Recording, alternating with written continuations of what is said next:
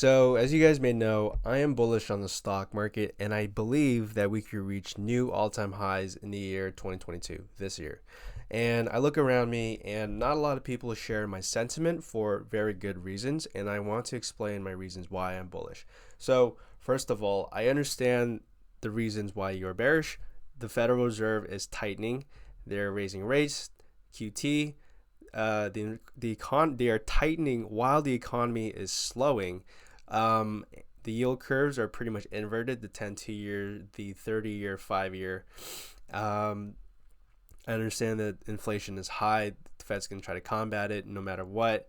Commodities are high. Oil is high. Gold. The oil is high. Food prices might even double. I understand all the geopolitical tensions in Ukraine and all that. And I understand those points. I could argue those points pretty well myself. Despite all of that, I am still bullish on the stock market because, number one, let's compare this really quick. So basically, everyone knows that the recession is coming. Well, everyone who looks at the yield curves and looks at macro and stuff. But the problem is that once again, everyone has the direction correct, but the timing wrong. Everyone knows that the stock market should fall. Everyone knows that the economy is going to go to shit, but they think it's going to happen now. I think we still have a good at least couple of months today is March 31st, 2022. I think the rest of the year could be still bullish for the stock market, or a good chunk of it, because let's look at the yield curve. All right, every time it inverts, pretty much signals that the economy is going to get into a recession. But let's see what happens. Every single time it inverted, how much higher did the stock market go? Okay, so I don't want to go through all this crap. Let's just try to go through December 1988. Okay, so what you'll find is that the stock market is usually the last to know about what's going on in the economy, and you hear the old saying, the markets can stay irrational longer than you can stay solvent, and we are going to see. Okay, December 1988, yield curve inverted. We were over here. A lot of people could have thought that, everyone knew that a recession was coming in the 90s. There was this banking problem, right? And people definitely saw it coming, so they're like, no way stock market can go higher, and yet we made it to new all-time highs.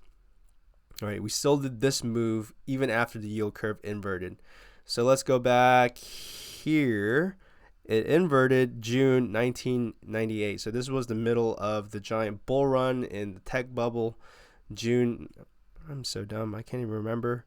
June 1998. So June 1998 was right over here. And as you can see, there was a bit of a crash from peak to bottom. It was around 21%.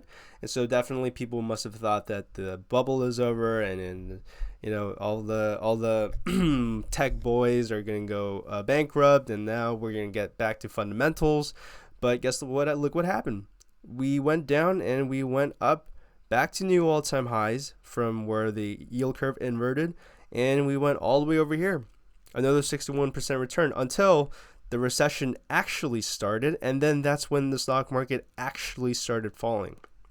So let's look again over here at February 2006. So a lot of people actually did see that the housing market was in a bubble, maybe not to the severity, but people still saw it coming. So what was it again? January 2006. January 2006 was right over here. When the yield curve inverted, there was a lot of signs that there was bad things that were about to happen soon. But yet again, a lot of people got the direction correct, but the timing was wrong. And they definitely got short squeezed in this move up.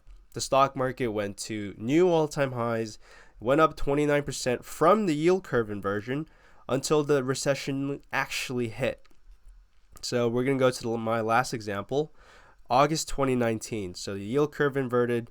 A lot of smart people could tell that the economy was slowing, a recession was inevitable, and you'll see that after a little pullback, we went to new all-time highs. So from the yield curve inversion, we went up an extra 14% in equities.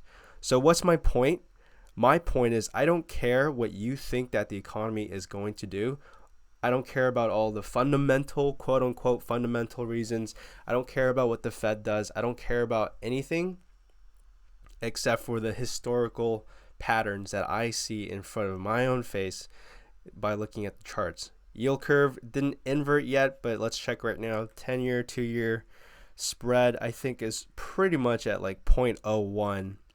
See what CMB, yeah, 0.01. It's pretty much going to invert like soon, so let's consider March to be the inversion month.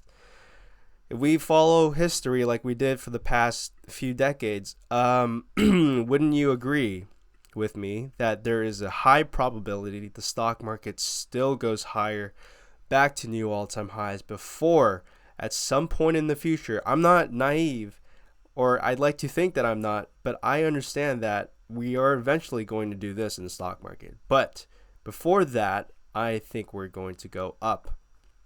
I don't know how much up, but I do know we're going to reach new all-time highs.